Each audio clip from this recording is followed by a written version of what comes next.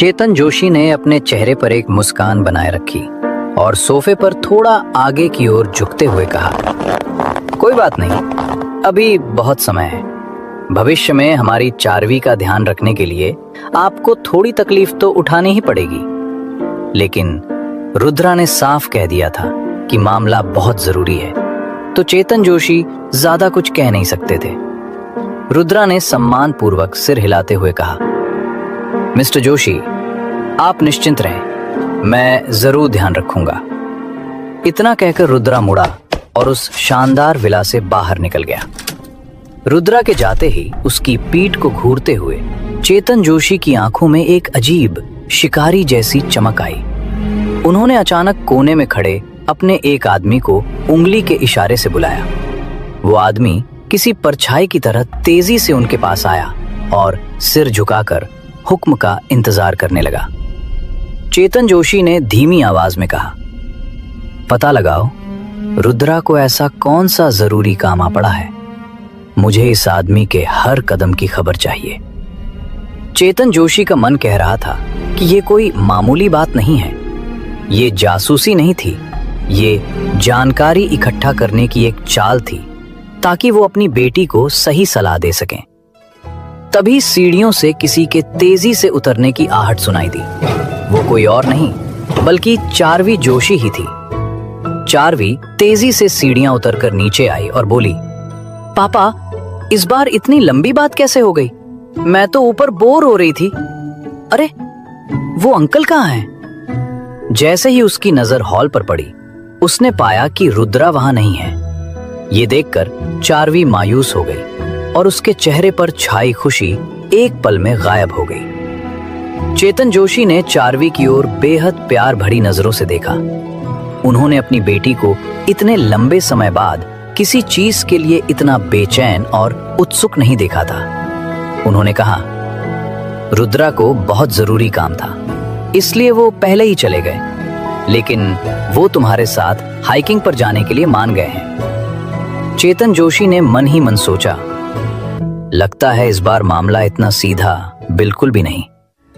चारवी ने निराशा से कहा, अंकल बस ऐसे ही चले गए, पर क्या आप सच कह रहे हैं? अंकल मेरे साथ हाइकिंग पर जाने के लिए तैयार हो गए हैं। जब चारवी ने सुना कि रुद्रा जा चुका है तो उसके चेहरे पर निराशा साफ झलक रही थी। लेकिन जैसे ही उसने सुना कि रुद्रा उसके साथ हाइकिंग पर जाएगा, उसके चेहरे पर खिली खुशी छिपाए नहीं छिप रही थी। चेतन जोशी ने कहा, बिल्कुल बेटा, अब तुम जाओ और अच्छे से आराम करो। और हाँ, अगर भविष्य में स्कूल में कोई भी परेशानी हो तो तुम रुद्रा से मिलने जा सकती हो। ये कहते हुए चेतन जोशी के चेहरे पर खुशी की लहर दौड़ गई। उनकी बेटी का बर्ताव साफ दिखा रहा था कि वो रुद्रा की ओर आकर्षित है। चारवी ने खुशी से उछलते हुए कहा, आप चिंता मत करो पापा, अंकल इतने कमाल के हैं, मैं उनसे मिलने क्यों नहीं जाऊंगी। चारवी ये सुनकर खुशी से उछल पड़ी और वापस अपने कमरे की ओर चली गई। विला से बाहर जैसे ही रुद्रा अपनी कार स्टार्ट करने वाला था, उसका फोन बजा। स्क्रीन पर चमकता नाम देखकर उसकी धड़कनें तेज हो गईं। ये कृति का फोन था। बिना एक पल की भी झिझक के रुद्रा ने तुरंत फोन उठाया। दूसरी तरफ से एक रूखी आवाज आई, मैं पहुंच चुकी हूं, तुम कहां हो? अगर जल्दी नहीं आए तो तुम लेट हो जाओगे और जिया उदास हो जाएगी। रुद्रा ने कहा, माफ करना, मैं बस रास्ते में ही हूं, कुछ ही देर में पहुंच रहा हूं। इस पल में रुद्रा एक बिल्कुल अलग इंसान लग रहा था। वो रुद्रा जो कुछ मिनट पहले एक ताकतवर बिजनेसमैन के सामने चट्टान की तरह खड़ा था, अब एक आम पति की तरह घबराया हुआ था। कृति ने कहा, मैं उम्मीद करती हूं कि तुम समय पर पहुंच जाओगे। मैं जिया को तुम्हारी वजह से कोई झूठी सफाई नहीं देना चाहती। इतना कहकर कृति ने फोन काट दिया। रुद्रा को स्थिति की गंभीरता का एहसास हो गया। उसने और देर करने की हिम्मत नहीं की और अपना फोन नीचे रखते हुए उसने एक्सेलरेटर पर पैर दबाया और एक पल में ही कार शहर की ओर दौड़ा दी। इस नज़ारे ने चेतन जोशी के उस आदमी को पूरी तरह से चौंका दिया जो उसका पीछा करने के लिए भेजा गया था। उसने उस कार को देखा जो अभी अभी स्टार्ट हुई थी और पलक झपकते ही धुआं छोड़ती हुई नजरों से ओझल हो गई। वो हैरानी से वहां खड़ा सोचता रहा, ये क्या था? ये गाड़ी चला रहा था या हवाई जहाज? रुद्रा की रफ्तार को देखकर उसे लगा कि अगर वो अपनी जान पर भी खेल जाए तो भी उसे पकड़ नहीं पाएगा। सौभाग्य से सड़क साफ थी और रुद्रा बिना किसी रुकावट के किंडरगार्टन के गेट पर पहुंच गया। गेट के पास पहुंचते ही उसकी आंखें सीधे कृति पर जा टिकी। जब रुद्रा कृति के पास आया और उसने उसे नमस्ते कहा तो उसे बदले में एक सर्द जवाब मिला। तुम समय पर पहुंचे हो, जिया 1 मिनट में बाहर आ जाएगी। किंडरगार्टन का गेट खुला और जिया बाहर आने वाली थी। रुद्रा ने यह देखा और उसके होंठों पर मुस्कान आ गई। कुछ ही देर में बच्चों का एक बड़ा झुंड बाहर की ओर दौड़ा और उस झुंड में सबसे आगे जिया ही थी। जब उसने रुद्रा और कृति को देखा तो उसके नन्हे कदम और भी तेज हो गए और वो खुशी से चिल्लाई, पापा, मम्मी। जिया को अपनी ओर दौड़ते देख रुद्रा स्वाभाविक रूप से घुटनों के बल बैठ गया, अपनी बाहें खोली। जिया बिना किसी हिचकिचाहट के रुद्रा की बाहों में समा गई और खुशी से चिल्लाई, ये पापा आज मुझे लेने आए हैं। इस दृश्य ने कृति को एक पल के लिए रुद्रा से जलन हुई, क्योंकि वो भी वहां खड़ी थी, पर जिया सीधे रुद्रा की बाहों में कूद गई। कृति मन ही मन जल रही थी। तभी एक ही पल में जिया ने उसे भी गले लगा लिया और वो तीनों एक दूसरे से कसकर लिपट गए। जिया ने खुशी से चिल्लाते हुए कहा, मम्मी, पापा, I love you so much. ये सब इतना अचानक हुआ कि रुद्रा और कृति कुछ समझ ही नहीं पाए और जिया ने उन्हें इस तरह एक दूसरे से सटा दिया। किसी को उम्मीद नहीं थी कि जिया के छोटे से शरीर में इतनी ताकत होगी। जिया की खिलखिलाती हंसी की आवाज उनके कानों में गूंज रही थी और फिर उन दोनों को होश आया। एक शर्म की लाली तुरंत दोनों के गालों पर चढ़ गई। कृति ने जल्दी से रुद्रा को धकेला और जिया से थोड़ी सख्ती से कहा, ठीक है जिया, अब नीचे उतर जाओ। डैडी को ऐसे पकड़ कर रखोगी तो बाद में थक जाओगी, तुम्हें खुद भी तो चलना है। हालांकि वो हक बस कुछ ही सेकंड का था, लेकिन रुद्रा और कृति के दिलों में ये एक अनंत काल जैसा महसूस हुआ। जिया ने अपनी माँ की बात सुनकर थोड़ी घबराई हुई आवाज में कहा, अरे ऐसा है क्या? तो मैं नीचे उतर जाती हूँ, पापा की गोदी में बाद में खेल लूंगी। जाहिर था कि उसने अपनी माँ की बातों पर यकीन कर लिया था और नीचे उतरने के लिए छटपटाने लगी। ये देखकर रुद्रा के चेहरे पर एक बेबस सी मुस्कान आ गई। इस पल में उसकी हिम्मत नहीं हुई कि वो कृति की बात को काटे। कृति ने तुरंत आगे बढ़कर जिया का हाथ पकड़ लिया और प्यार से पूछा, आज मेरी बेटी जिया कहाँ जाना चाहती है? मम्मा ने आज तुम्हारे लिए छुट्टी ली है। जिया का चेहरा, जो रुद्रा की गोद से नीचे उतरने की वजह से थोड़ा उदास हो गया था, तुरंत किसी खिले हुए फूल की तरह खिल उठा। उसने खुशी से चहकते हुए पूछा, सच में? क्या डैडी भी हमारे साथ चलेंगे? मुझे गाना गाना है, मेरे पास छोटे छोटे फूल भी हैं। जिया ने अपने हाथ में पकड़े चमकीले लाल फूल को हवा में ऐसे लहराया जैसे वो कोई जादू की छड़ी घुमा रही हो। उसे अच्छी तरह याद था कि डैडी ने पिछली बार कहा था कि वो फूलों से चीजें बदल सकती है।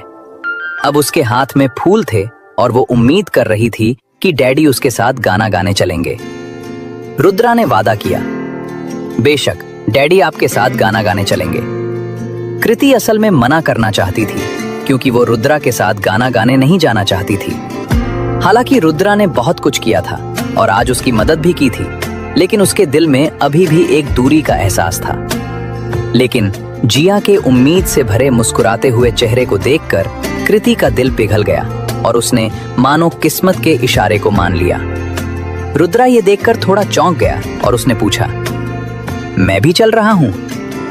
उसने तो पहले ही सोच लिया था कि कृति उसे साफ साफ मना कर देगी, लेकिन किसने सोचा था कि वो मान जाएगी। रुद्रा के इस सवाल पर कृति ने शांति से अपनी सफाई दी। तुम जिया के पिता हो, तुम क्यों नहीं जा सकते? वो रुद्रा को स्वीकार नहीं कर रही थी, वो सिर्फ इसलिए मान गई थी क्योंकि रुद्रा जिया का पिता था। ये सुनकर रुद्रा को सब समझ आ गया और फिर उसके चेहरे पर एक खुशी भरी मुस्कान फैल गई। रुद्रा ने मन में सोचा, किसी भी चीज की शुरुआत करना मुश्किल होता है, लेकिन मुझे यकीन है कि मैं सब ठीक कर लूंगा। मैं अपने हिस्से की सारी गलतियां सुधारूंगा और कृति और जिया को उनकी बाकी की जिंदगी के लिए वो हर खुशी दूंगा जिसकी वो हकदार हैं। जिया गाना गाने की रट लगाए हुए थी और उसने अपने प्यारे छोटे फूल भी निकाल लिए थे। इसलिए कृति, रुद्रा और जिया को एक ऐसे कराओके रेस्टोरेंट में ले गई जो जिया को सबसे ज्यादा पसंद था। जिया को यहाँ मजा आता था और यहाँ का खर्च भी कृति के लिए वाजिब था। अभी दोपहर के कुछ ही समय बाद का वक्त था और वहां कस्टमर नहीं थे और बहुत सारे टेबल्स खाली थे। और जैसे ही रुद्रा और बाकी दोनों कमरे की ओर जा रहे थे, उनकी परछाई गलती से टॉयलेट से बाहर निकले एक लड़के को दिख गई। ये लोकेश वर्मा था। स्कूल की सबसे खूबसूरत लड़की से फिर से इनकार मिलने की वजह से और रुद्रा की ताकत के सामने खुद को लाचार पाकर वो अपने उदास मन को बहलाने के लिए कुछ मौज मस्ती करने बाहर आया था। लेकिन उसने सपने में भी उम्मीद नहीं की थी कि टॉयलेट से बाहर निकलते ही उसकी नजर रुद्रा पर पड़ जाएगी। हालांकि उसने सिर्फ रुद्रा की पीठ देखी थी और वो पूरी तरह से पक्का नहीं था। इसके अलावा रुद्रा के बगल में एक औरत और एक बच्ची भी थी जो थोड़ा अजीब थे। लोकेश ने शक में चिल्लाते हुए कहा, रुद्रा। दिल में उठे शक ने उसे बिना सोचे समझे चिल्लाने पर मजबूर कर दिया। रुद्रा टेबल पर बैठने ही वाला था, लेकिन अचानक आई इस आवाज ने तीनों को मुड़कर देखने पर मजबूर कर दिया। उन्हें लगा यहाँ रुद्रा का नाम कौन पुकार रहा है। रुद्रा ने इस शख्स को एक ही बार में पहचान लिया। लोकेश वर्मा, 4वीं जोशी का दीवाना, एक ऐसा नौजवान जिसे जमीन आसमान का फर्क नहीं पता था। जैसे ही रुद्रा मुड़ा, लोकेश वर्मा के मन का शक यकीन में बदल गया। लेकिन उसे और भी ज्यादा हैरानी इस बात की हुई कि डायरेक्टर कृति असल में रुद्रा के साथ थी और उनके बगल में एक छोटी लड़की भी थी। लोकेश ने हैरानी से चिल्लाते हुए कहा, डायरेक्टर कृति, रुद्रा, तुम दोनों एक साथ? और ये बच्ची किसकी है? ये सुनकर रुद्रा थोड़ा चौंक गया। उसने उम्मीद नहीं की थी कि वो यहाँ लोकेश वर्मा से मिल जाएगा और वो उसे कृति के साथ देख लेगा। रुद्रा को किसी बात का डर नहीं था। उसे बस इस बात की चिंता थी कि ये लड़का उसकी वजह से कृति के बारे में पीठ पीछे बुरी बातें कहेगा, जो अच्छा नहीं होगा। कृति ने रुद्रा की तरफ देखा क्योंकि वो भी थोड़ी चिंतित थी। उसे उम्मीद नहीं थी कि यहाँ स्कूल के स्टूडेंट मिल जाएंगे। हालांकि इन सालों में उसे गॉसिप की आदत हो गई थी, लेकिन अगर इससे बचा जा सकता तो बेहतर था। रुद्रा ने कृति से नरमी से कहा, मैं इस शख्स को जानता हूं, तुम लोग पहले बैठ जाओ। ये इशारा करते हुए कि उसे चिंता करने की जरूरत नहीं है, वो इसे संभाल लेगा। शायद ये रुद्रा का वही आत्मविश्वास था जो उसने कई बार दिखाया था कि कृति ने इस बार कोई सवाल नहीं किया और जिया को लेकर वो अपने टेबल की ओर चली गई। कृति को अब रुद्रा पर थोड़ा और भरोसा होने लगा था। जिया ने रुद्रा से कहा, डैडी, आपको जल्दी आना होगा, मेरे पास आपके लिए एक बहुत अच्छा गाना है सुनाने के लिए। हालांकि जिया डैडी के साथ रहना चाहती थी, पर वो समझदार थी और जानती थी कि अभी शायद कोई जरूरी काम है। रुद्रा ने जिया से मुस्कुराते हुए कहा, चिंता मत करो डैडी, बस अभी आए, और हल्के से अपना हाथ हिलाया। लोकेश वर्मा शॉक्ड रह गया। उसकी आवाज में अविश्वास और गुस्सा भरा हुआ था। उसने चीखते हुए कहा, ये क्या बकवास है? वो तुम्हारी बच्ची है। तुम्हारा डायरेक्टर कृति के साथ बच्चा है, तो फिर तुम स्कूल की ब्यूटी चार्वी के साथ क्यों घूमते हो? उसने कभी नहीं सोचा था कि स्कूल की डायरेक्टर कृति का पहले से ही एक बच्चा है, और वो भी इस आदमी के साथ। उसने ये भी नहीं सोचा था कि रुद्रा, जिसका एक बच्चा है, वो स्कूल की ब्यूटी चार्वी के करीब जाने की कोशिश करेगा। लोकेश गुस्से में चीखा, तुम घटिया इंसान हो और मेरी बात ध्यान से सुन लो। आइंदा मेरी स्कूल ब्यूटी चार्वी से दूर रहना, वरना मैं तुम्हें बता दूंगा कि आटे दाल का भाव क्या होता है। लोकेश वर्मा के गुस्से भरे शब्द गूंज उठे, लेकिन वो ये भूल ही चुका था कि वो यहाँ किस लिए आया था। लोकेश वर्मा की इस बेहुदा हरकत से रुद्रा के शांत चेहरे पर कोई शिकन तक नहीं आई, क्योंकि उसके सामने खड़ा लोकेश वर्मा सिर्फ एक बिगड़ैल अमीरजादा था और ऐसे बच्चों से उलझना वक्त की बर्बादी थी। लोकेश ने रुद्रा को धमकी दी, घूर क्या रहा है बे? तू तो गया, अब ये मामला पूरे कॉलेज में फैलाऊंगा। तेरी और उस डायरेक्टर कृति की इज्जत मिट्टी में मिला दूंगा। तेरी जिंदगी बर्बाद कर दूंगा मैं। तब देखूंगा कि स्कूल की सबसे खूबसूरत लड़की चार्वी कैसे तुझ जैसे आवारा के साथ रहती है। मैं उसे तेरा असली चेहरा दिखाऊंगा। लोकेश को नजरअंदाज करके रुद्रा जैसे जाने के लिए मुड़ा। मौत को दावत देते हुए लोकेश वर्मा ने अपनी सारी हदें पार कर दी। उसकी घमंडी आवाज गूंज उठी। एक पल में ही रुद्रा के कदम वहीं जम गए। उसने मन ही मन सोचा, कोई मुझे निशाना बनाए, मुझे रत्ती भर फर्क नहीं पड़ता, लेकिन कृति और जिया का नाम लेने की कोई हिम्मत भी कैसे कर सकता है। इस नासमझ लड़के ने आज अपनी हद पार कर दी है। कुछ बातें कभी जुबान पर नहीं लानी चाहिए, और इसने वही गलती कर दी है। रुद्रा धीरे से पलटा। उसकी नजरें लोकेश पर ऐसे गर गईं जैसे अंधेरे में छिपा कोई खूनी शिकारी अपने शिकार को देख रहा हो। अगले ही पल रुद्रा बिजली की तेजी से लोकेश के सामने पहुंच गया। उसने अपना हाथ बढ़ाया और लोकेश के कंधे पर रख दिया। इससे पहले कि लोकेश कुछ समझ पाता या कोई प्रतिक्रिया दे पाता, एक जानी पहचानी और दिल दहला देने वाली हड्डी टूटने की आवाज गूंजी। लोकेश की चीख गले में ही अटक गई और बस एक बंधी हुई आवाज निकली, आह, मेरा हाथ, मेरा हाथ। रुद्रा ने बस हल्के से उसकी कलाई मरोड़ी थी और लोकेश का हाथ एक अजीब से एंगल में उसकी पीठ के पीछे मुड़ गया था। कंधे का जोड़ अपनी जगह से खिसक चुका था और उसका बेइंतहा दर्द तुरंत उसके पूरे जिस्म में बिजली की तरह फैल गया। एक अमीर बाप की बिगड़ी हुई औलाद होने के नाते जिसने सिर्फ ऐशो आराम ही देखा था, इस तरह का दर्द उसने अपनी पूरी जिंदगी में कभी महसूस नहीं किया था। ठंडे पसीने की बूंदें उसके पूरे माथे पर फैल चुकी थीं और दर्द से भरा उसका चेहरा उसकी हालत बयां कर रहा था।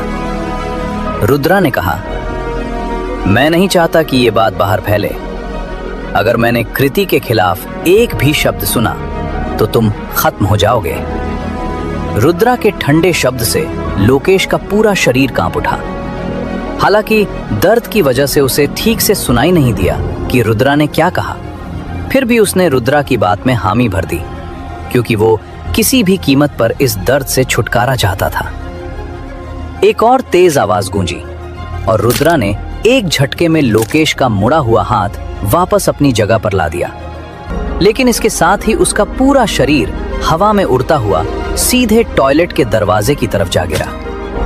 लोकेश तो बेहोश ही हो गया था। रुद्रा की पिछली छोटी सी सजा के मुकाबले इस बार के सबक ने लोकेश को नरक का अनुभव करवा दिया। पता नहीं कितना वक्त बीता, लेकिन लोकेश धीरे धीरे दर्द से उबरने लगा और उसका कमजोर शरीर थोड़ा हिलने डुलने लगा। नफरत, गुस्सा, डर, कई तरह की उलझी हुई भावनाएं लोकेश की आंखों में एक साथ उभर आईं और आपस में टकराने लगी। लेकिन आखिर में सिर्फ एक ही चीज बची, गुस्सा और नफरत। हाँ, इस घटना के बाद भी लोकेश को अपनी गलती का कोई पछतावा नहीं था, बल्कि रुद्रा के लिए उसकी नफरत और भी गहरी हो गई थी। उसने मन ही मन सोचा, मैं लोकेश वर्मा, और मुझे इस मामूली से दिखने वाले आदमी ने ऐसे मारा जैसे मैं कोई कीड़ा मकोड़ा हूं। तेरी हिम्मत कैसे हुई? तुझे इसकी कीमत चुकानी होगी। लोकेश के चेहरे पर एक वहशीपन उभर आया और उसी पल उसने अपने दिल में एक फैसला कर लिया था। वो रुद्रा से अपनी इस बेइज्जती का बदला लेकर रहेगा और वो रुद्रा को अपने घुटनों पर गिराकर माफी मांगने पर मजबूर कर देगा। सबसे अच्छा तो ये होगा कि रुद्रा अपनी बाकी की जिंदगी हॉस्पिटल में बिस्तर पर पड़ा रहे। अनजाने में ही एक खतरनाक प्लान उसके दिमाग में चलने लगा। वो धीरे धीरे खड़ा हुआ और अपने टेबल की ओर बढ़ने लगा, जो वहां के एक परमिट रूम में बुक किया गया था। आज वो यहां अकेले मौज मस्ती करने नहीं आया था, बल्कि उस प्राइवेट कमरे में एक बहुत बड़ा आदमी मौजूद था जो उसकी मदद कर सकता था। जब लोकेश उस परमिट रूम में दाखिल हुआ तो उसकी आंखों के सामने एक शानदार नजारा फैल गया। कमरे के अंदर आरामदायक सोफे पर एक हट्टा कट्टा खुरदुरे चेहरे वाला अधेड़ उम्र का आदमी बैठा था। उसकी मोटी गर्दन पर बना घाव का गहरा निशान था।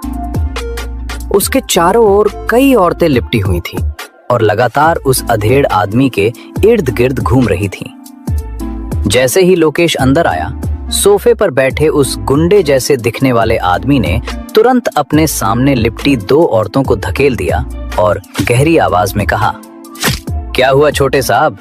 मैं देख रहा हूं कि आपका चेहरा कुछ उतरा हुआ है। कहीं ऐसा तो नहीं कि मेरे यहाँ की औरतें आपको संतुष्ट नहीं कर पा रही हैं? लोकेश ने जवाब दिया, नहीं नहीं, ऐसी कोई बात नहीं है। हालांकि मुझे कम उम्र की लड़कियों के साथ खेलना ज्यादा पसंद है, लेकिन मैच्योर औरतों का साथ भी मुझे खुशी देता है। इस वक्त उसके चेहरे पर आखिरकार एक शैतानी मुस्कान उभर आई। उसने मन में ठान लिया था कि अभी अभी जो हुआ उसका बदला वो 100 गुना ज्यादा लेगा। लोकेश ने निराशा भरे लहजे में कहा, टोनी भाई, मैं यहाँ इतनी बार आया हूं और इतना पैसा भी खर्च किया है, लेकिन आज तक एक भी ऐसी खूबसूरत लड़की नहीं देखी जो दिल में उतर जाए। ये तो बहुत दुख की बात है।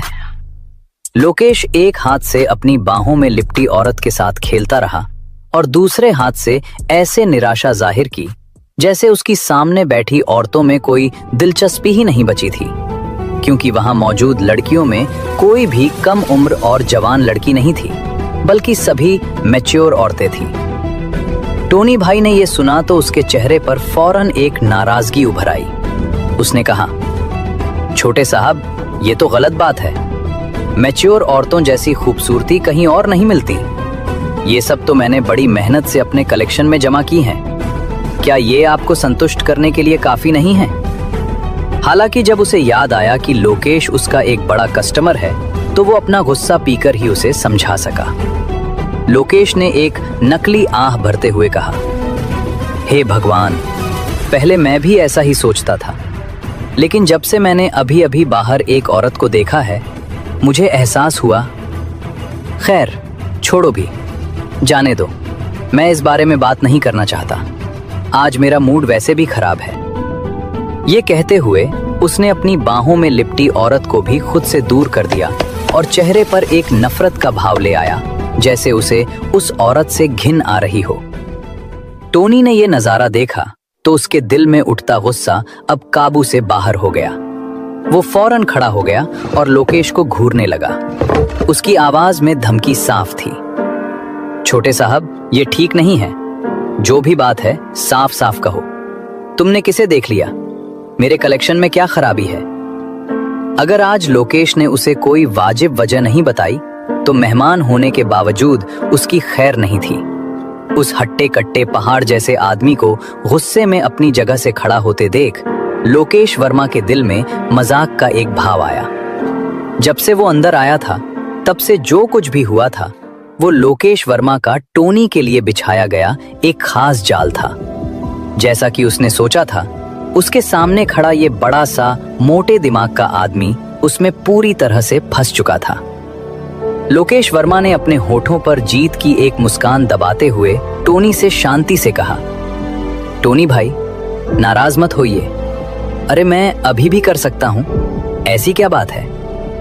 फिर वो थोड़ा नाटक करते हुए आगे झुककर बोला, दरअसल अभी मैंने एक जवान औरत को देखा, इतनी खूबसूरत, अरे यहाँ मौजूद इन सब औरतों से कहीं ज्यादा खूबसूरत। उसे देखने के बाद तो मेरी इन सब में दिलचस्पी ही खत्म हो गई। लोकेश वर्मा के चेहरे पर यादों की एक झलक दिखाई दी और एक वासना से भरा भाव साफ नजर आ रहा था। उसे यकीन था कि उसकी ये एक्टिंग टोनी को जरूर दिलचस्प लगेगी। इसके अलावा कृति का फिगर और रूप रंग वाकई उसे कल्पना करने पर मजबूर कर रहा था। उसने मन ही मन सोचा, अगर आज सच में मौका मिल गया तो उसे चखने में कोई हर्ज नहीं होगा। वैसे भी अंत में भुगतना तो रुद्रा को ही पड़ेगा। ये सोचकर वो मन ही मन शैतानी हंसी हंसा। टोनी ने उत्सुकता से पूछा, कौन है वो और कहां है? जैसा कि उम्मीद थी, जैसे ही लोकेश वर्मा ने ऐसे हाव भाव दिखाए, टोनी का पिछला गुस्से वाला चेहरा तुरंत बदल गया।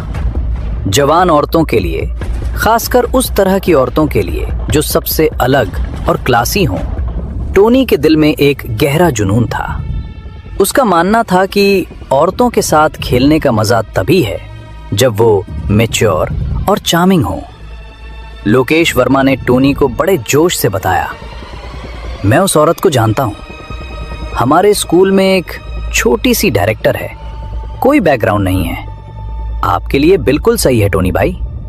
और सुना है कि वो लंबे समय से अकेली है। अगर वो आपको मिल गई टोनी भाई, तो आप सच में हर रात मजे ले सकते हैं। वो इतने जोश में बता रहा था कि अनजाने में वो खुद भी थोड़ा उत्तेजित हो गया था।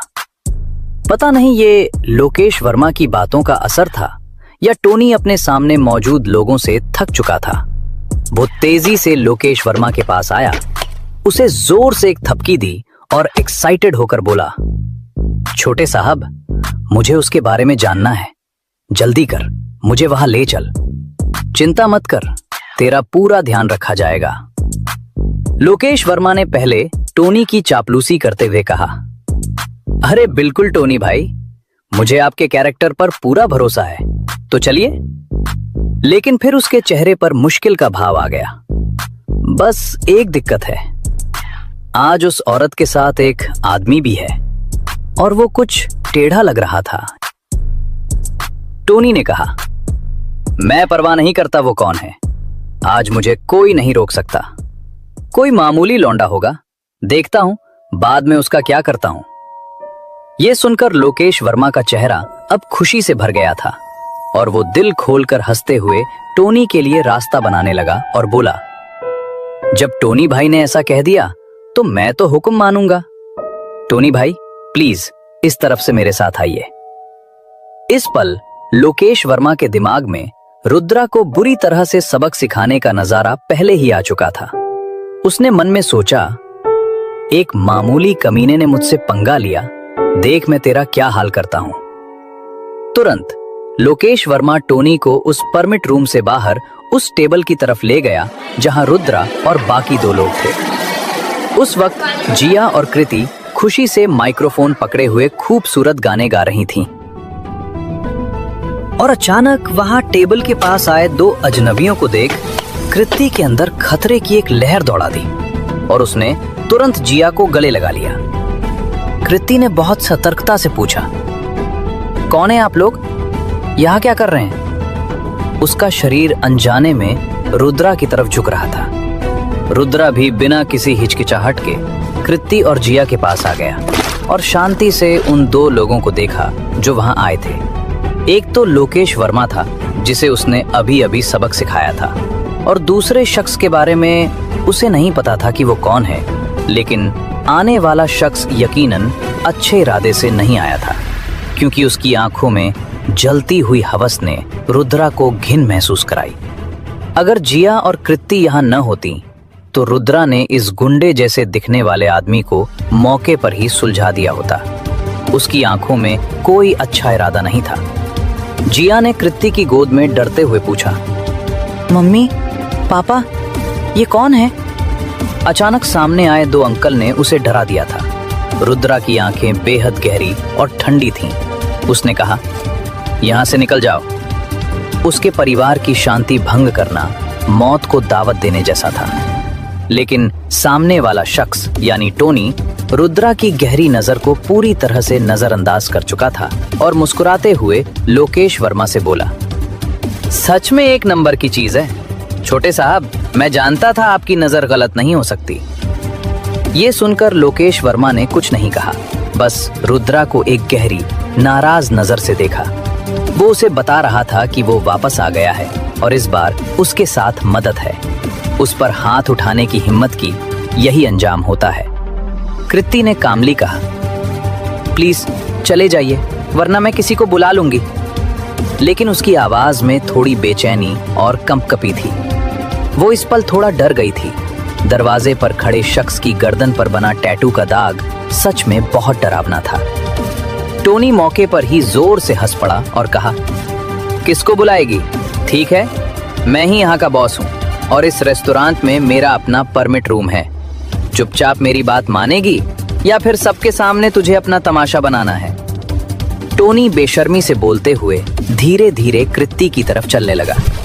हवस की आग में टोनी बिना सोचे समझे कृति की ओर बढ़ रहा था, मगर इससे पहले कि टोनी एक पूरा कदम भी आगे बढ़ा पाता, रुद्रा पलक झपकते ही उसके सामने आ गया। उसने एक तेज लात टोनी को और दूसरी लोकेश वर्मा को मारी। दोनों किसी गेंद की तरह हवा में उड़ते हुए दीवार से जा टकराए। हड्डी तोड़ने जैसी आवाज के साथ दोनों जमीन पर ढेर हो गए। रुद्रा ने धीरे से अपना सिर घुमाया और कृति की तरफ देखकर बेहद नरमी से कहा, कृति, जिया को लेकर तुम गाड़ी में जाकर बैठ जाओ। जिया का ध्यान रखना, मैं बस 1 मिनट में आया। कृति जैसे ही जिया को लेकर जा रही थी, जिया की रोती हुई आवाज आई, मुझे डर लग रहा है, पापा आप भी मेरे साथ चलिए। रुद्रा के कदम वहीं जम गए। वो एक झटके में जिया के पास पहुंच गया।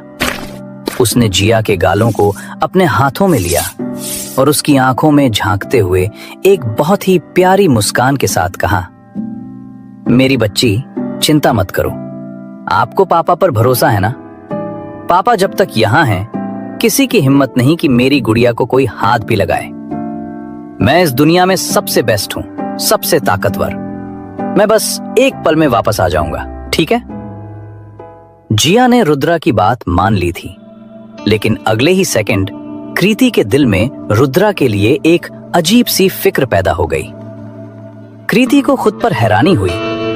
वो तो चाहती थी कि ये आदमी उसकी आंखों के सामने से दफा हो जाए, कहीं जाकर मर जाए, लेकिन इस पल उसके दिल में जो बेचैनी थी वो झूठी नहीं थी। शायद ये फिक्र इसलिए थी क्योंकि वो उन दोनों की, यानी उसकी और जिया की ढाल बनकर खड़ा था। कृति ने उलझन में सोचते हुए रुद्रा को देखा। उसने मन ही मन सोचा, आखिर कैसा इंसान है ये मेरे सामने? एक पहेली जो सुलझने का नाम ही नहीं लेती। लोकेश और टोनी दोनों ही रुद्रा की मार से उभर रहे थे। तब कृति ने जाने से पहले रुद्रा से कहा, अपना ध्यान रखना, जिया को अभी भी एक पिता की जरूरत है। यह सुनकर रुद्रा के होठों पर एक मुस्कान दौड़ गई। हालांकि कृति ने अपनी फिक्र को छिपाने के लिए आखिरी जुमला जोड़ दिया था, लेकिन उसका इतना कह देना ही रुद्रा के लिए काफी था। उसे उम्मीद नहीं थी कि ये अनचाही मुसीबत उसे एक अनोखा तोहफा दे जाएगी। हालांकि इसका ये मतलब बिल्कुल नहीं था कि रुद्रा उन गुंडों पर कोई रहम करने वाला था। रुद्रा के चेहरे के भाव एक पल में बदल गए। कृति और जिया को गाड़ी में भेजने के बाद रुद्रा लोकेश और टोनी की ओर मुड़ा, लेकिन तब तक टोनी के आदमी वहां आ पहुंचे थे। एक गुंडा चिल्लाया, तू रुक वहीं, अरे सबके सब इधर आओ जल्दी।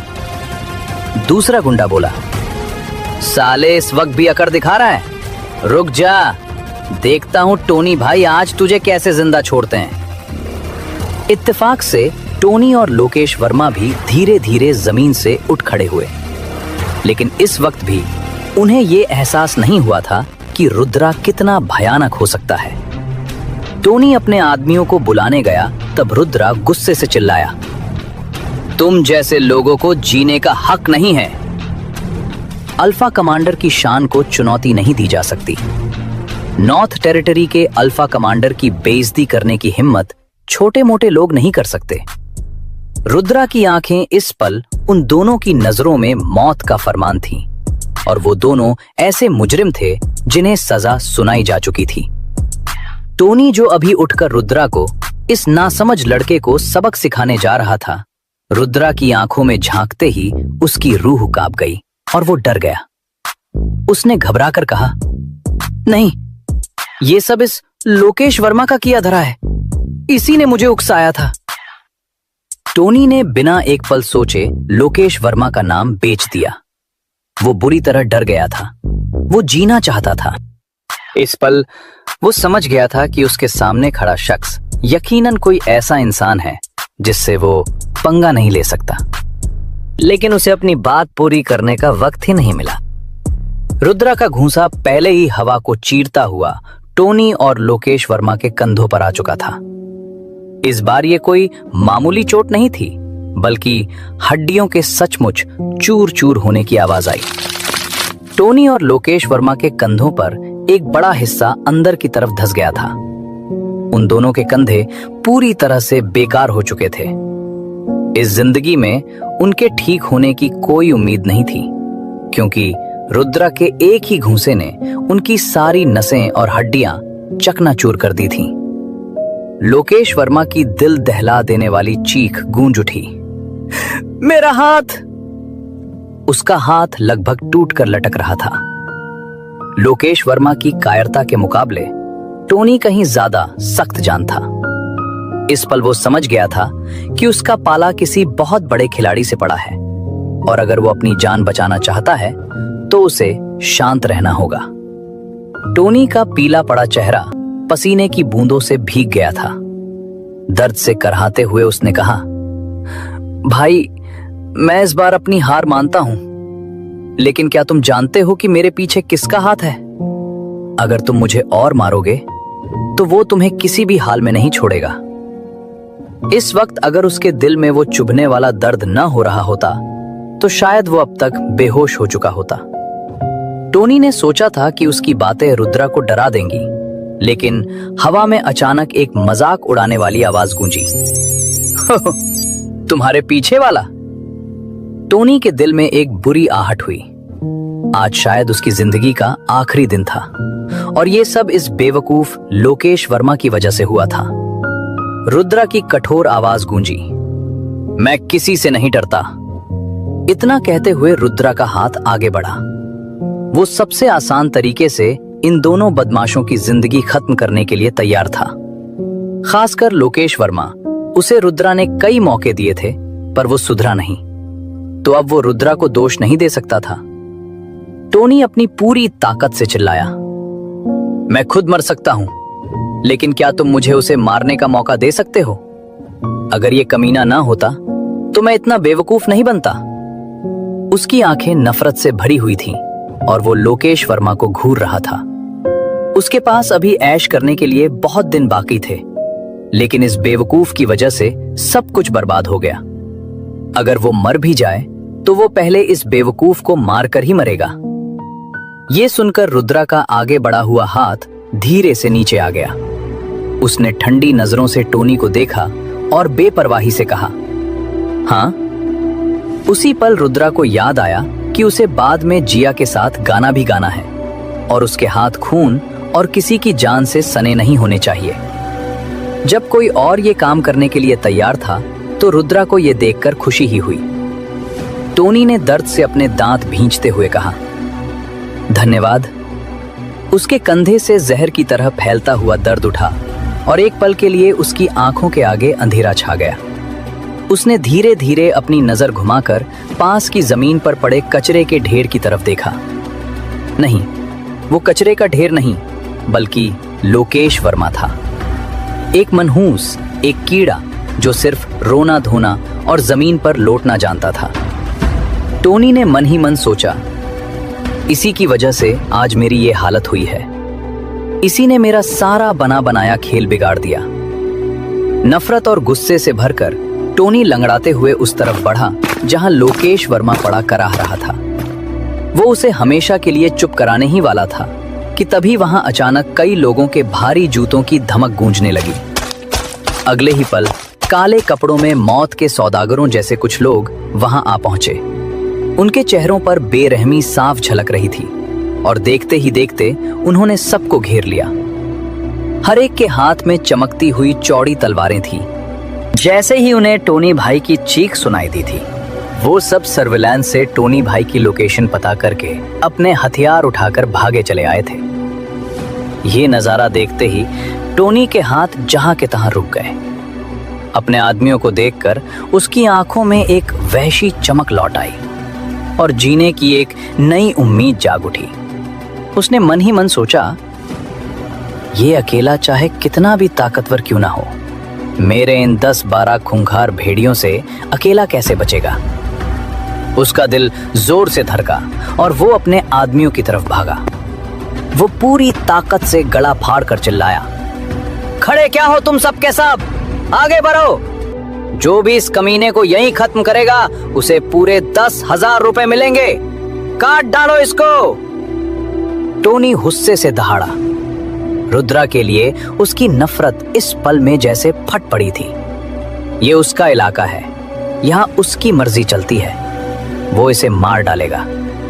इस धमकी को सुनकर रुद्रा के चेहरे पर एक ठंडी मुस्कुराहट फैल गई, एक ऐसी मुस्कुराहट जिसे देखकर मौत भी एक पल को सहम जाए। उसने तिरस्कार से कहा, मजाक कर रहे हो? लगता है तुम मेरी रहमदिली नहीं चाहते। तो ठीक है, अब मेरे बेरहम तरीकों के लिए तैयार हो जाओ। ये कहते ही हवा में एक सरसराहट नहीं बल्कि तूफान उठा और जहां रुद्रा खड़ा था वहां अब कोई नहीं था। वो पलक झपकते ही अपनी जगह से गायब हो गया था और बिजली की तेजी से उन काले कपड़ों वाले गुंडों की तरफ लपका जो अभी हमला करने की तैयारी ही कर रहे थे। वो काले कपड़े वाले गुंडे अपनी तलवारें उठा पाते उससे पहले ही रुद्रा ने उन्हें एक एक करके जमीन पर ढेर करना शुरू कर दिया। हड्डियों के टूटने की आवाजें लगातार गूंज रही थीं और जमीन पर गिरने वालों की गिनती भी बढ़ती जा रही थी। उन्हें दर्द से कराहने का मौका तक नहीं मिला। वो एक ही वार में बेहोश होकर गिर रहे थे। बाकी बचे हुए गुंडों ने जब ये नजारा देखा तो उनके होश उड़ गए। उन्होंने ऐसा तूफान पहले कभी नहीं देखा था। रुद्रा ने नफरत से कहा, बेवकूफ, और उसके हाथों की रफ्तार और भी तेज हो गई। हवा को चीरता हुआ एक और घूंसा आगे बढ़ा। अचानक एक काली परछाई हवा में उड़ी और फिर जोरदार धमाके के साथ जमीन पर आ गिरी।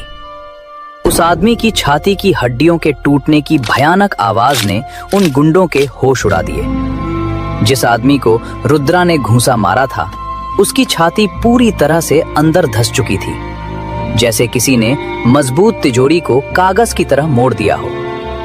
उसका शरीर हल्का हल्का कांप रहा था। उन्होंने कभी किसी को इतना ताकतवर नहीं देखा था। वो सिर्फ तलवार चलाने वाले भाड़े के टट्टू थे, कोई मौत से लड़ने वाले योद्धा नहीं। उन्हें अपनी जान प्यारी थी और 10,000 रुपयों से कहीं ज्यादा कीमती थी। डर उनके अंदर घर कर गया था। सब अपनी अपनी जगह पर जम गए। तेज आवाज के साथ एक ने अपनी तलवार जमीन पर फेंक दी और फिर एक के बाद एक सब ने अपने हथियार फेंक दिए, जैसे उनकी हिम्मत ने जवाब दे दिया हो। अपनी जान बचाने के लिए वो बस यही सबसे अच्छा तरीका सोच सकते थे। और टोनी, जो ये देखने के लिए रुका था कि रुद्रा को कैसे मारा जाता है, इस वक्त खौफ से फटी आंखों से उसे घूर रहा था। कुछ पल पहले का बादशाह अब एक भीगे हुए चूहे की तरह कांप रहा था। उसे समझ नहीं आ रहा था कि वो क्या करे। अपने आदमियों को हथियार फेंककर बेजान बुतों की तरह खड़ा देखकर उसे और भी डर लगने लगा। वो गुस्से और डर से कांपती आवाज में चिल्लाया, अरे कर क्या रहे हो तुम लोग? क्या इरादा है तुम्हारा? गद्दारी करोगे? मैंने इतने पैसे तुम लोगों को खिलाए हैं इसी दिन के लिए। लेकिन इससे पहले कि वो अपनी बात पूरी कर पाता, रुद्रा की तेज नजरें उसकी तरफ घूमी। वो खौफनाक और ठंडी निगाहें जैसे ही टोनी की आंखों से टकराईं, ऐसा लगा जैसे 2 बर्फीली गोलियां सीने में उतर गई हों। टोनी का पूरा शरीर कांप गया और वो धड़ाम से जमीन पर गिर पड़ा। इस पल टोनी के अंदर रुद्रा से लड़ने की सारी हिम्मत खत्म हो चुकी थी। उसने मन ही मन खुद को कोसा, मैंने इतनी बड़ी बेवकूफी क्यों की? वो जमीन पर घिसटते हुए पीछे हटने लगा और गिड़गिड़ाया, बड़े भाई साहब, मुझसे गलती हो गई, मुझे माफ कर दो। मैं आपका गुलाम बन जाऊंगा, बस मुझे बख्श दो। आपको जो भी चाहिए मैं आपको दे सकता हूँ। औरतें, पैसा, जो भी मेरे पास है मैं सब कुछ आपको दे दूंगा। प्लीज मुझे छोड़ दो। रुद्रा के चेहरे पर अचानक वही मुस्कान आई, एक ऐसी मुस्कान जिसे देखकर किसी की भी रूह कांप जाए। उसने ठंडे स्वर में कहा, जो मुझे चाहिए वो तुम दे नहीं सकते। फिर उसके पैर का हल्का सा इशारा हुआ और अगले ही पल वो तलवार हवा में उछली और मौत का वो चमकता हुआ टुकड़ा तेजी से घूमता हुआ टोनी की तरफ उड़ा। टोनी ने खौफ से अपनी आंखें बंद कर ली और अपना बचा हुआ एक हाथ आगे करके चिल्लाया, नहीं! लेकिन सब बेकार था। वो तेज धार वाली तलवार बिना किसी रुकावट के टोनी की हथेली को कागज की तरह चीरती हुई सीधे उसके गले में जा धंसी। खून धीरे धीरे बहने लगा और टोनी जमीन पर गिर गया। टोनी ने आखिरी सांस लेते हुए कहा, मुझे मत मारो। टोनी मर चुका था। जैसे ही बाकी गुंडे सदमे से उबरने की कोशिश कर रहे थे, उनके कानों में अचानक एक खौफनाक चीख गूंजी और ये आवाज निकालने वाला शख्स लोकेश वर्मा था। उसके शरीर का असहनीय दर्द और आंखों के सामने हुई मौत ने उसके दिमाग की सारी हदें तोड़ दी थी। उसका पूरा शरीर पागलों की तरह चीख रहा था। रुद्रा के चेहरे पर तुरंत नाराजगी के भाव आ गए। उसने कहा, कितना शोर मचाते हो, चुप रहो। एक पल में वो लोकेश वर्मा के सामने पहुंच गया, अपना पैर उठाया और धीरे से लोकेश की छाती पर रख दिया। बस इतनी सी हरकत, एक हल्का सा कदम। मौत की आहट आई और जिंदगी के खत्म होने का एहसास वहां खड़े हर शख्स के दिल में उतर गया, क्योंकि जो हड्डियां मजबूत मानी जाती थीं, वो रुद्रा के पैर के नीचे खिलौनों की तरह थीं। वो तुरंत टूट गईं और सब सामने खड़े उस खौफनाक आदमी के विरोध करने के अंजाम को देखते रहे। कोई चीख नहीं थी, जिंदगी की कोई आखिरी दहाड़ नहीं थी। बस लोकेश वर्मा की मरी हुई अनंत रूप से फैली हुई आंखें थीं और उन आंखों में जिंदगी की रोशनी खत्म हो रही थी। लोकेश वर्मा मर चुका था। सबने अपनी सांसें रोक ली।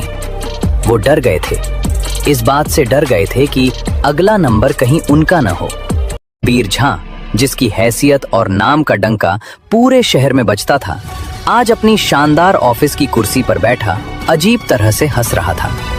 इसकी वजह सीधी और साफ थी। कबीर झा अब सिर्फ झा परिवार को संभालने से संतुष्ट नहीं था। 5 साल पहले जब से उसने अपनी ही सगी बहन कृति को एक झूठे इल्जाम में फंसाकर घर से निकाला और बर्बाद कर दिया था, तभी से परिवार की पूरी बागडोर उसके हाथ में थी। इन 5 सालों में उसकी नजर और उसकी ख्वाहिशें दोनों ही आसमान छूने लगी थी। वो कबीर झा अब पूरा नोएडा शहर अपनी मुट्ठी में चाहता था, लेकिन नोएडा शहर कोई हलवा नहीं था जिसे वो आसानी से निगल सके।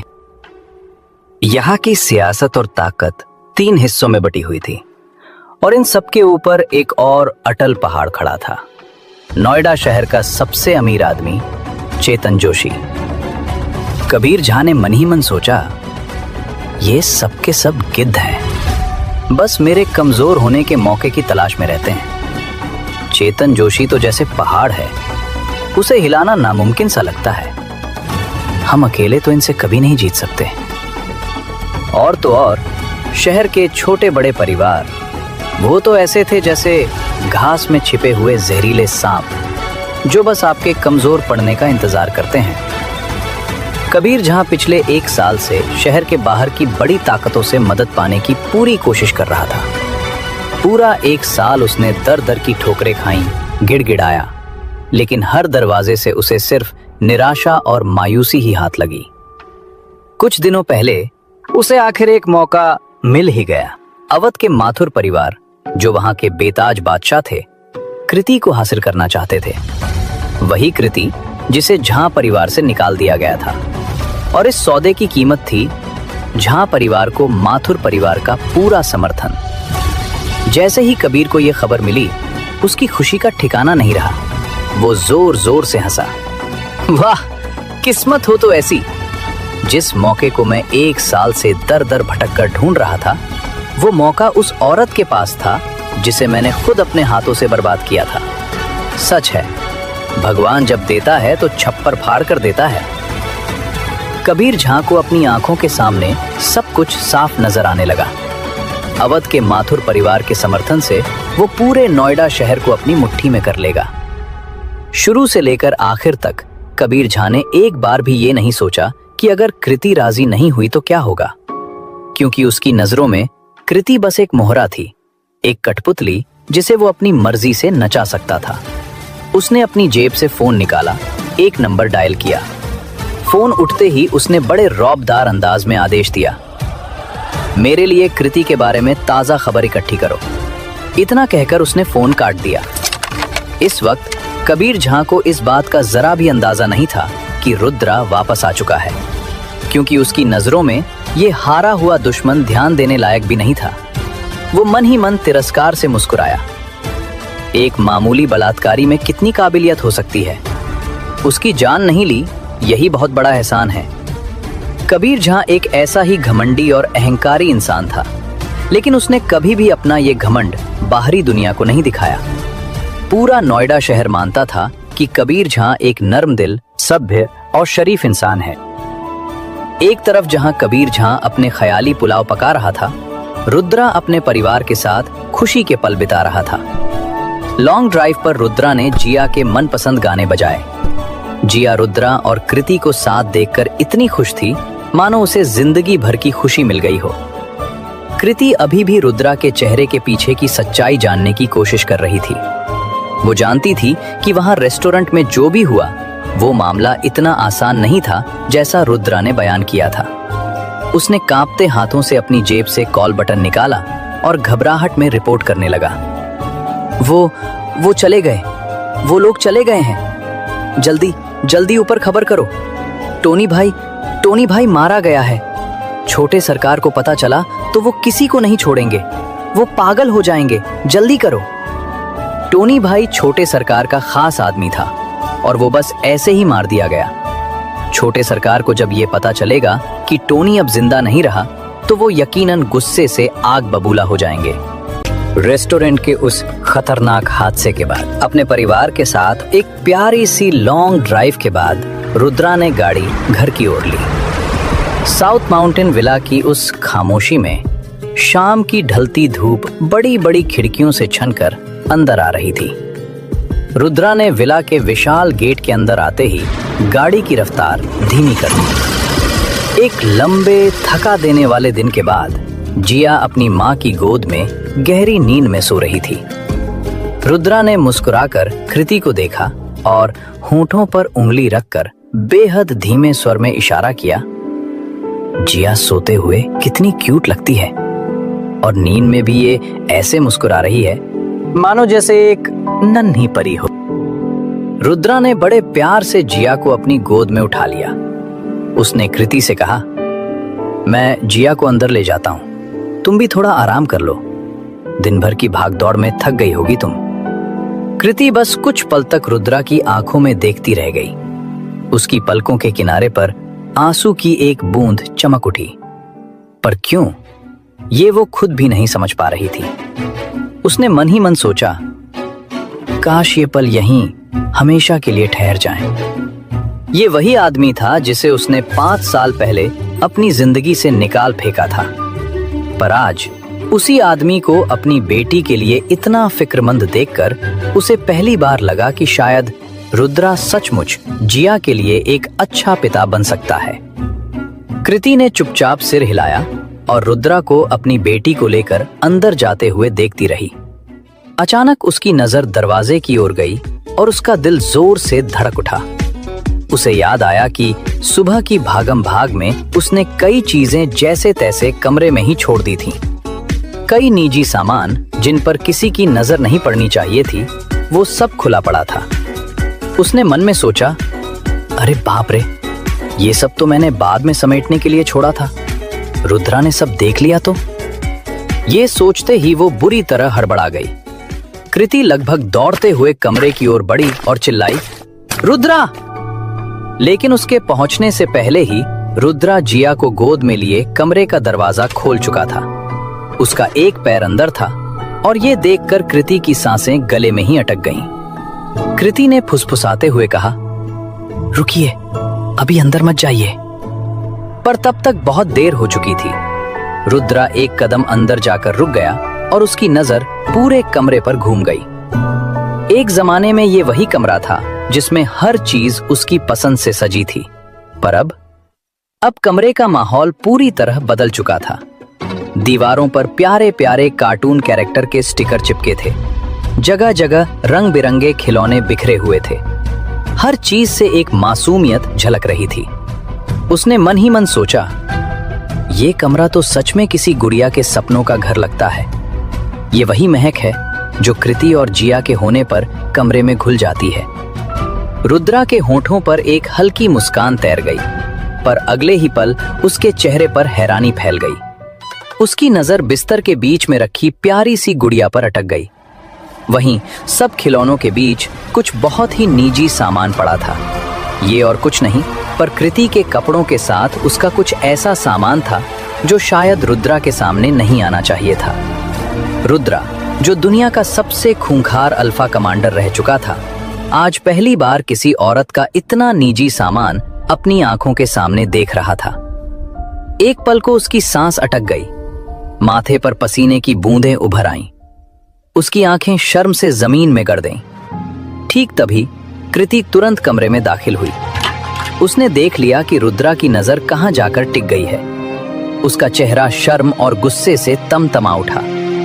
उसने बेहद धीमे, दबे हुए लेकिन जहरीले स्वर में फुफकारते हुए कहा, तुम क्या देख रहे हो? शर्म नहीं आती क्या? अभी के अभी बाहर निकलो। अगर उसे डर न होता कि जिया जाग जाएगी, तो आज वो रुद्रा को दिखा देती कि एक औरत का गुस्सा क्या होता है। रुद्रा भी थोड़ा सा अनकंफर्टेबल था। उसने फौरन अपनी नजरें हटाईं और जिया को अपनी छाती से और करीब करते हुए कहा, माफ कर दो, मेरा सच में ऐसा कोई इरादा नहीं था। इतना कहकर वो तुरंत मुड़ गया, मानो एक पल भी वहां और रुकना उसे गंवारा न हो। लेकिन कृति ने एक झटके में उसकी कलाई पकड़ ली और बोली, ये नाटक बंद करो और यहीं रुको। उसने खुद झपटकर बिस्तर की तरफ दौड़ लगाई। उसने अपना सामान जल्दी से समेटा, अलमारी खोली और सब कुछ अंदर ऐसे फेंक दिया जैसे कुछ हुआ ही ना हो। एक गहरी सांस लेकर वो मुड़ी और उसकी आवाज में एक अजीब सी बेरुखी आ गई थी। अब वापस आओ, जिया को यहीं बेड पर सुला दो। रुद्रा ने बिना एक शब्द कहे जिया को बिस्तर पर सुकून से लिटा दिया। उसकी नजरें लगातार कमरे के फर्श पर गड़ी रहीं। अपना काम खत्म करने के बाद रुद्रा बिना रुके वापस मुड़ गया। जब वो बाहर जाने लगा तो उसके कदमों में एक अजीब सी हिचकिचाहट थी। उसके जाते ही कृति ने चैन की सांस ली, मानो कोई घना बादल अचानक हट गया हो। मगर उसके चेहरे पर राहत की जगह एक अजीब सी उदासी थी। उसकी आंखों में आंसू झिलमिला उठे और देखते ही देखते वो बह निकले। वो धीरे धीरे जमीन पर बैठ गई, चेहरे को दोनों हाथों से ढक लिया और उसके कंधे हिचकियों से हिलने लगे। बीते 5 सालों की थकान, अकेली रातें, उधरी हुई तकलीफें सब एक साथ बाहर आ रही थी। उसने मन ही मन सोचा, क्यों, आखिर क्यों मैं हर बार हार जाती हूं? क्यों मेरी किस्मत में हमेशा अकेलेपन की ये सजा लिखी है? अचानक उसके कानों में एक नन्ही, बेहद मुलायम सी आवाज गूंजी, मम्मा रो मत, देखो डैडी वापस आ गए हैं ना। अब जिया और मम्मा दोनों सेफ हैं। अब कोई भी आपको नहीं रुलाएगा। जिया न जाने कब उठ गई थी। वो अपनी माँ के पास आकर उसकी गोद में समा गई थी। उसकी आवाज में इतनी मासूमियत थी कि किसी का भी कलेजा पिघल जाए। कृति कांपती आवाज में मुस्कुराने की कोशिश करती हुई बोली, कुछ नहीं बेटा, मम्मा नहीं रो रही। डैडी वापस आए हैं ना, बस ये तो खुशी के आंसू हैं। बच्चा अब तुम शांति से सो जाओ, मैं यही तुम्हारे साथ हूं। कृति ने जिया को कसकर गले लगा लिया और दोनों माँ बेटी सो गए। लेकिन ये पूरा मंजर, कृति का टूटना और जिया का उसे संभालना, रुद्रा के कानों तक भी पहुंच चुका था। असल में रुद्रा गया ही नहीं था। वो तो बस कमरे के दरवाजे के बाहर दीवार से सटकर चुपचाप खड़ा सब कुछ सुन रहा था। कृति की आवाज में वो ठंडापन, उसके सिसकने की आवाज और जिया की वो मासूम बातें सब एक तीर की तरह उसके दिल में उतर गए थे। उसकी मुट्ठियां कस गईं और उसने खुद से वादा किया, मुझे और कोशिश करनी होगी। कृति, मुझे गलत मत समझो, मैं तुम्हें और जिया, तुम दोनों को संभालूंगा। तुम दोनों अब मेरी जिम्मेदारी हो। उसकी आंखों में एक जिम्मेदारी का जोश था। दुनिया की भाग दौड़ और शोर शराबे से दूर शहर के एक शांत बाहरी इलाके में अजीब सी दिखने वाली इमारतें खड़ी थीं। ये इमारतें ना तो पूरी तरह से आज के जमाने की थीं और ना ही पुरानी हवेलियों जैसी, बल्कि दोनों का एक अजीब मेल थी। नोएडा में ये घर एक अलग ही पहचान बना चुके थे, अपनी बनावट की वजह से नहीं बल्कि अपने मालिकों की वजह से। जोशी परिवार नोएडा के 3 सबसे ताकतवर परिवारों में से एक था। इसी जोशी साम्राज्य की सबसे बड़ी इमारत के एक आलीशान कमरे में एक शख्स बैठा था। उसका चेहरा काफी हद तक रुद्रा से मिलता जुलता था। ये था कुणाल, रुद्रा का छोटा भाई। उसके हाथ कांप रहे थे। रुद्रा के पिता द्वारा छोड़ी गई सारी जायदाद बस एक झटके में उसके हाथों से फिसलने वाली थी, लेकिन उससे भी बड़ी चिंता उसके दिल में खंजर की तरह चुभ रही थी। कहीं रुद्रा अपने पिता की मौत की सच्चाई की तह तक न पहुंच जाए। कुणाल ने मन ही मन सोचा, मैं ऐसे हार नहीं सकता, और वो भी रुद्रा के हाथों। सवाल ही पैदा नहीं होता, ये मेरी शान के खिलाफ है। लेकिन कुणाल के पास रुद्रा से निपटने का कोई रास्ता नहीं था, खासकर तब से जब से उसे पता चला था कि रुद्रा चेतन जोशी की बेटी चारवी जोशी के करीब आ गया है। लेकिन इसका मतलब ये नहीं था कि वो पूरी तरह लाचार हो गया था। उसे अपनी दूसरी पहचान नहीं भूलनी चाहिए थी, जोशी परिवार का होने वाला दामाद। आज वो किसी और के कंधे पर रखकर बंदूक चलाने वाला था। कुणाल इन्हीं ख्यालों में डूबा हुआ था कि तभी एक नौकर गर्म चाय की ट्रे लेकर आया और अदब से उसके सामने रख दी। नौकर ने सिर झुकाकर विनम्रता से कहा, छोटे मालिक, थोड़ा इंतजार करें, मिस इस समय अपने दोस्तों के साथ हैं। जैसे ही उन्हें पता चला कि आप आए हैं, वो फौरन वापस आ जाएंगी। कुणाल ने रौब जताते हुए कहा, मुझे पता है, तुम जाओ। नौकर ने अदब से सिर झुकाया और धीरे से पीछे हट गया। ठीक उसी पल कमरे का दरवाजा अचानक खुला और एक आलसी और नशीली आवाज गूंजी। कुणाल, तुम यहाँ आए और मुझे पहले से बताया तक नहीं। मैं तुम्हारे लिए अच्छे से तैयारी कर सकती थी। ये करीबी अंदाज और मदहोश कर देने वाला लहजा सुनते ही कुणाल के पूरे बदन में एक सिहरन सी दौड़ गई। उसने जल्दी से अपने कपड़े ठीक किए और आगे बढ़कर उसका स्वागत करने लगा। चित्रा, तुम वापस आ गई। मैं आज इत्तेफाक से फ्री था तो सोचा तुम्हें देख आऊं। तुम्हें एक दिन न देखूं तो लगता है सदियां बीत गईं। मैंने सुना है कि तुम, चित्रा, सच में दिन ब दिन और भी खूबसूरत होती जा रही हो। इस पल कुणाल की आंखें एक जलती हुई इच्छा से भरी थीं। वो अपनी होने वाली मंगेतर चित्रा जोशी को घूर रहा था। उसका पतला बदन उस खूबसूरत लंबी ड्रेस में कमाल का लग रहा था। लेकिन अफसोस की बात यह थी कि हालांकि चित्रा जोशी कुणाल की मंगेतर थी, उन दोनों के बीच का सबसे करीबी रिश्ता बस हाथ पकड़ने तक ही सीमित था। जोशी परिवार के पुश्तैनी नियमों के कारण शादी से पहले औरतों को मर्दों के साथ ज्यादा करीबी बनाने की इजाजत नहीं थी। चित्रा हल्का सा घूमी और उत्साह से उसका स्वागत कर रहे कुणाल से बचते हुए खुशी खुशी आकर सोफे पर बैठ गई। कुणाल का उसे गले लगाने का इरादा चकनाचूर हो गया। चित्रा ने कहा, कुणाल, मेरे पापा ने कहा था कि हम दोनों को शादी से पहले जितना हो सके कम मिलना चाहिए। मैं नहीं चाहती कि हमारी शादी में कोई अड़चन आए। कुणाल ने फौरन मासूमियत का नकाब ओढ़ लिया। उसकी आंखों में तारीफ भरी हुई थी। मैं तो बस तुम्हें देखने चला आया मेरी जान। पिछले कुछ दिनों से काम की वजह से मैं थोड़ा थक गया था, लेकिन अभी अभी जब मैंने तुम्हें देखा तो मुझे लगा जैसे मुझ में नई जान आ गई है। फिर अचानक उसकी बातों का रुख बदल गया और उसने बड़ी लापरवाही से एक ऐसा सवाल पूछा जिसने पूरी बातचीत का मतलब ही बदल दिया। वैसे तुम्हारा बटलर अब कैसे हैं?